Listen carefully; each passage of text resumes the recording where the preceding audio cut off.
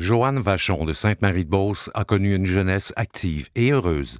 Cependant, elle livre un énorme combat contre la maladie depuis 18 ans.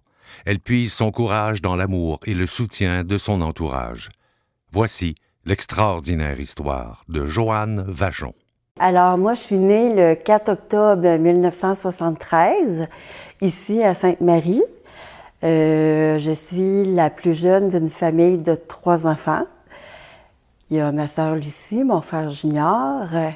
Je trouve qu'on est une famille qui a été assez choyée par la vie. On n'a manqué de rien. Nos parents étaient présents pour nous. Moi, j'ai fait beaucoup de sport, de la ringuette, du tennis, de la natation. À la polyvalente Benoît Vachon, elle a beaucoup d'amis et elle s'implique dans plusieurs comités. En secondaire 4, elle participe à un programme d'échange étudiants pour apprendre l'anglais.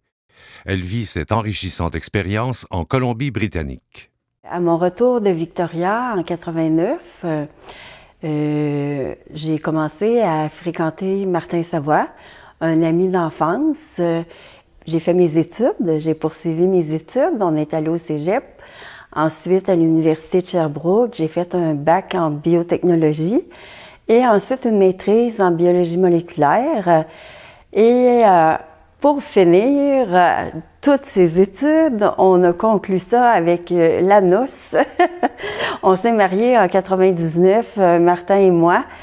Et depuis toujours, il est dans ma vie. Ça fait déjà 30 ans qu'on partage notre vie ensemble.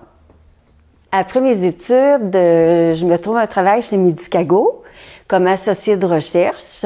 J'ai travaillé là au moins 10 ans. Donc, en 2002, j'ai ma première fille, Léa. Et en 2004, je tombe enceinte de Marie-Raphaël.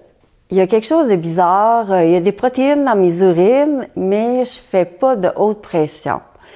Ça, c'est un peu étrange. Habituellement, ça vient avec, mais mon médecin, il dit, on laisse aller les choses parce que tu es vraiment en forme, tout va bien, donc on verra ça plus tard. Parfait.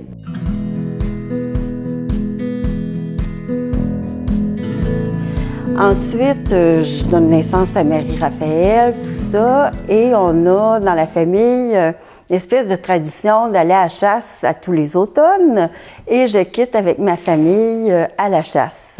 Il y a quelque chose qui arrive, c'est un peu étrange. Quand j'urine, ma mère s'aperçoit que ça fait comme du savon à vaisselle, tu sais. Elle trouvait ça drôle. Elle dit, voyons, c'est donc bien bizarre que toi, ça fasse ça, mais pas moi. On fait des randonnées de canot à tous les jours, on va à la chasse.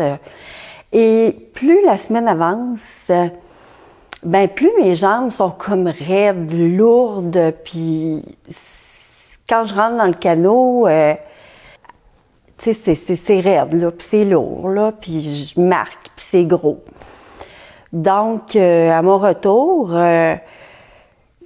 mon mari me voit arriver, puis lui, il s'étonne de voir mes jambes. Il fait, mais voyons donc, qu'est-ce que c'est ça? Je m'en vais tout de suite chez le médecin, puis là, il dit, mais oui, tu as des protéines dans les urines, mais anormalement élevées. Donc, va-t'en tout de suite à l'Hôtel-Dieu de Lévis. De là, on commence une batterie de tests. Là, à l'Hôtel-Dieu de Lévis, ils sont comme, non, on va t'envoyer à l'Hôtel-Dieu de Québec, qui est la spécialité de l'Est du Québec pour les problèmes rénaux. Donc, on me fait une biopsie des reins. Fait que je retourne chez moi, puis j'attends. Mais l'attente, elle est longue. Et là, je me demande ce que j'ai, puis je me questionne. Joanne fait énormément de recherches Internet pour trouver son problème médical. Elle est très inquiète. Elle appelle régulièrement à l'hôpital pour recevoir ses résultats qui tardent à venir et pour rencontrer son médecin. Pour finalement rencontrer Monsieur Paul-René de Cotteret avec son élève David Philibert. Fait qu'on s'est rendu, Martin et moi, à l'Hôtel-Dieu de Québec. Et là, le diagnostic tombe. Ils m'annoncent, ces gens-là, que j'ai l'amyloïdose AL. Alors là, ils me disent, écoute, t'es pas bien tombé, on va te le dire tout de suite, on se mettra pas la tête, tu sais, on te cachera rien. C'est une maladie orpheline, une maladie très rare. C'est une maladie qu'on connaît depuis longtemps, mais que ça fait seulement 10 ans qu'on traite. Donc, on ne sait pas trop où on s'en va avec ça. On commence à traiter. Et si on ne traite pas, ben maximum 2 ans à vivre. Fait que là, je fais pardon. C'est sûr que vous êtes trompé de personne. C'est pas moi, c'est impossible. Refaites vos tests. Non. Mais oui, finalement, c'est moi. Fait que c'est vraiment la catastrophe. Heureusement, il y a des traitements. Fait que je me dis, ben qu'est-ce qui est possible de faire? Est-ce que ça va fonctionner? Ben, ça devrait fonctionner. Écoute, ce qu'on va faire, ça va être un autogreffe, il va y avoir de la chimiothérapie, ça va être très difficile, mais si tu suis les étapes, ça va bien aller. Martin et moi, on est complètement viré à l'envers. Comment qu'on annonce à nos familles cette chose-là? On leur annonce, tout le monde est sur le dos. On commence par ma famille, réunion générale, chez mon père, ma mère. Ensuite, on s'en va chez les parents Martin, même chose. Et on se dit, ben, il n'y a pas 30 000 solutions, il y en a une, c'est on fonce. La guerrière en moi, elle arrive. Là, j'ai dit non. Moi, j'ai 2 enfants en bas âge, c'est pas vrai. Il n'y en a pas question. Moi, c'est pas mon heure. Elle n'est pas arrivée. Puis, tout le monde autour de moi a eu la même réaction, ou en fait, m'a supporté dans ma réaction. Donc, ça a fait en sorte que nous, on s'est comme tenus, puis on a dit, c'est pas l'heure, puis on va tout faire pour passer à travers. C'est pas vrai que ces 2 petites filles-là, ils n'auront pas une maman ou une famille. Fait que ça a été comme la mission. Je rentre à l'hôpital pour un suivi avec une batterie de tests préparatoires pour l'autogreffe de moelle osseuse. Ça dure, peut-être 2-3 semaines. Je dois retirer mes enfants de la garderie parce qu'au retour de l'autogreffe, j'aurai plus de système immunitaire. Je dois trouver quelqu'un pour s'occuper de mes enfants. À mon retour, moi, j'étais à la maison aussi. Puis Martin, lui, prenait le congé de maternité, parental, en fait. Donc, on était toutes là. Fait que cette personne-là, ça a été Madame Solange Jacques, qui a pris soin de mes enfants à merveille, qui a pris soin de moi à mon retour, C'était dans Solange, il y a le mot ange. Hein? Alors, on est parti en janvier faire l'autogreffe qui comporte une forte dose de chimiothérapie. Tu perds les cheveux, tout ça, tu as une réinfusion de cellules. Et de là, on attend que le système reprenne. Ça a été très difficile. Mais on a prié beaucoup. On a été super patients. On a espéré. Je suis en convalescence chez moi. Puis là, il y a une affaire qui ne cesse qui sont dans mes pensées. C'est est-ce que ça va marcher? J'ai la trouille, j'ai peur. Je ne pense qu'à ça, ça n'arrête pas. J'ai besoin d'un psychologue, j'ai vraiment peur. Fait que ça, j'ai dû travailler énormément là-dessus. 1 an plus tard, je réussis à retourner au travail, une belle victoire pour moi. Et j'ai des suivis constamment, c'est normal. Et plus ça va, mieux ça va. En 2008, à ma fête, catastrophe, vraiment, ça a comme tombé vraiment ce jour-là. Mes reins lâchent et là, je suis hospitalisée d'urgence. Les 2 reins ont lâché. J'ai besoin de commencer la dialyse. Là, c'est l'horreur. Je pouvais pas croire à ça, que du jour au lendemain, tout lâche comme ça. On décide d'aller à la clinique Mayo.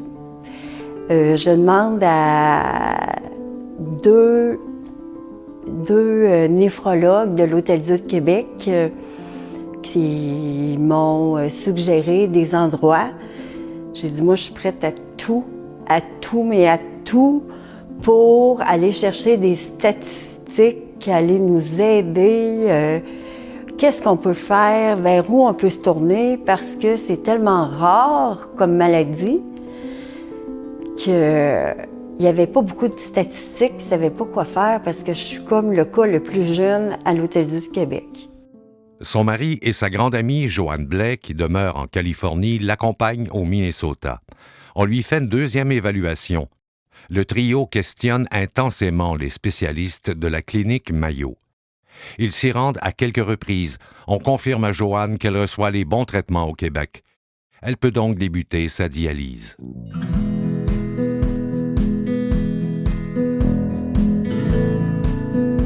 J'ai été dialysée pendant 4 ans. Et là, on a fait des traitements de chimio pendant plusieurs années. Et quand j'ai réussi à obtenir les critères pour avoir la greffe de rein, ben là, il y a encore arrivé quelque chose d'autre dans ma vie. On était partis en voyage à Wildwood avec les enfants. Pendant le voyage, il y a quelque chose qui s'est passé. Puis j'ai eu un énorme mal de gorge. Puis on est revenu au Québec, j'étais épuisée. J'ai dormi tout le long. Le lendemain matin, les maux de ventre commencent à arriver. Mais j'étais plus capable de bouger. C'était incroyable la douleur que j'avais. C'était fou, là. Là, j'ai dit à Martin, on call l'ambulance. Ça n'a pas de bon sens. L'ambulance est arrivée, je suis partie pour l'Hôtel-Dieu de Québec. Je suis rentrée aux soins intensifs, j'ai perdu la carte, je suis tombée dans le coma. Ça a été un autre combat extraordinaire. Ça a été 30 jours de coma, un arrêt cardiaque, une embolie pulmonaire. Nommez-les toutes, je les ai toutes eues, mais on lâchait pas. Et je m'en suis finalement réveillée et sortie de ce coma-là. Puis j'ai été hospitalisée 6 mois. Ça a été très difficile. J'ai eu une grosse chirurgie à l'intestin. J'ai arrêté de manger. J'aurais pu en mourir de cette affaire-là. Ils ne comprennent pas pourquoi je suis revenue non plus. Mais je suis revenue. Fait que c'est la force de vouloir être là. Puis j'ai dû réapprendre à marcher, pas mal à tout faire. Mais la chose que j'ai pas réussi, c'est de manger. Je suis nourrie par hyperalimentation, c'est un soluté. J'ai un cathéter, puis je me nourris toutes les nuits avec ça. Ça a des grosses conséquences sur moi, puis sur ma famille, puis ça a été un combat. Ça n'a pas été facile, vraiment. Mais je pense que je suis encore là parce que En 6 mois, j'ai jamais été seule. Il y avait toujours quelqu'un avec moi à l'hôpital qui me visitait, puis qui m'encourageait, puis qui me disait « Lâche pas, on va gagner, puis on va l'avoir », puis ça a fini que je suis sortie. Puis j'ai vraiment eu mal. Ma partie de l'intestin, là, ça a été l'horreur. Des douleurs atroces. Mais on a passé à travers, puis j'ai refait mes muscles, puis on a réappris à marcher, puis on a passé à travers, puis en novembre, je suis revenue à la maison. Mes filles, ben, à travers ça, il y avait toujours quelqu'un pour s'occuper d'eux. Puis à chaque semaine, ils venaient me visiter. Les voisins, puis la famille, puis la belle famille, puis les amis, pour réussir à passer à travers tout ça.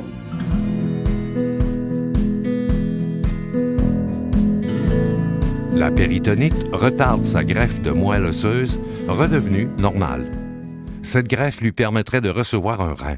Elle doit recommencer le processus de mise en forme. Le jour, je me dialysais 3 fois semaine à l'hôpital. Et quand je revenais, ben, il fallait que je me branche pour me nourrir le soir. Puis ça durait 12 heures. Donc, j'étais constamment branchée à une machine pour vivre. Donc, ma néphrologue, Isabelle Houd, elle a proposé la greffe de rein au comité en disant, ben Joanne est maintenant suffisamment en forme, elle a toujours les critères de base pour avoir une greffe de rein. Le comité a finalement accepté en la faveur de recevoir la greffe de rein. Comme ça, ben j'allais avoir une machine de moins. Ça allait m'offrir une qualité de vie meilleure. Après plusieurs tests, sa sœur Lucie s'avère compatible pour la greffe. Elle offre à Joanne un de ses reins avec amour et générosité. Donc, Lucie, ma sœur, à ma fête, elle m'est arrivée en me disant « ben moi, je suis prête, on y va, moi, je t'offre mon rein. » Ouf, ça, c'est inimaginable. Elle m'a offert, c'est un don de vie, hein, ça le dit, un don de vie. Fait que Lucie, elle a vraiment changé ma vie. C'est vive la vie, vive Lucie, vive la liberté.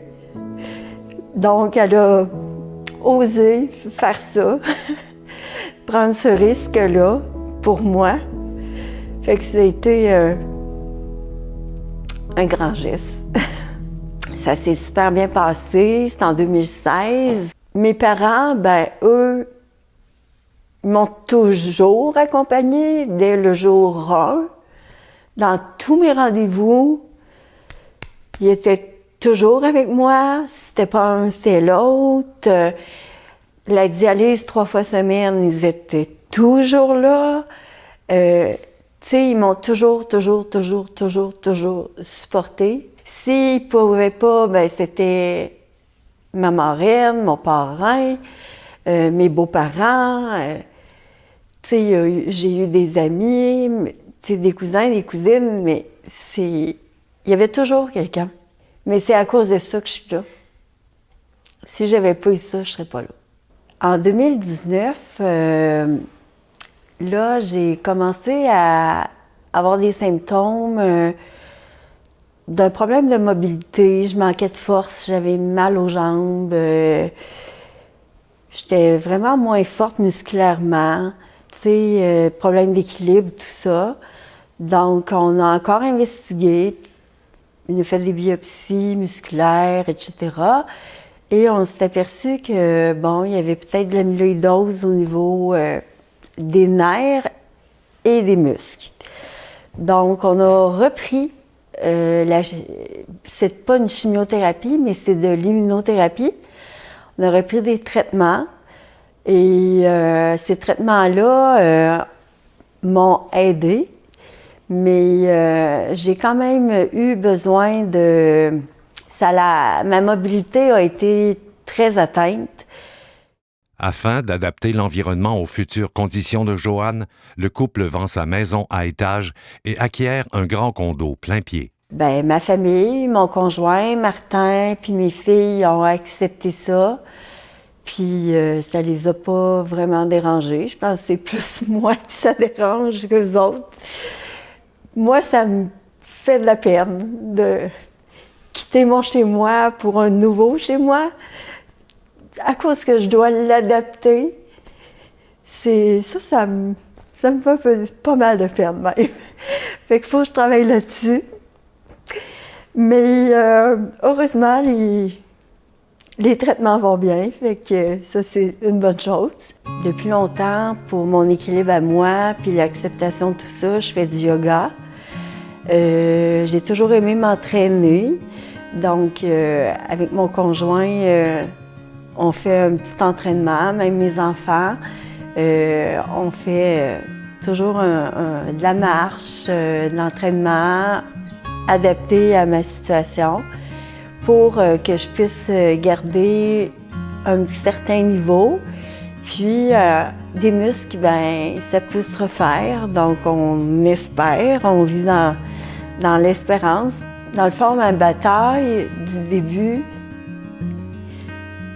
quand je reviens à mon diagnostic, ben, j'avais des enfants qui étaient très jeunes. Puis mon combat, c'était d'amener mes enfants à maturité, des filles adultes qui sont capables de voler de leurs propres ailes. Puis les filles, ils ont beaucoup aimé faire le patinage artistique, assez qu'ils sont devenus quand même des athlètes de haut niveau. Fait qu'on les a toujours accompagnés en ce sens-là. Mon conjoint, ben c'est ça, il est encore là, puis lui, ben il m'aide, puis il n'y a rien d'impossible. Tout est possible avec lui. Si je passe mon temps à pleurer, puis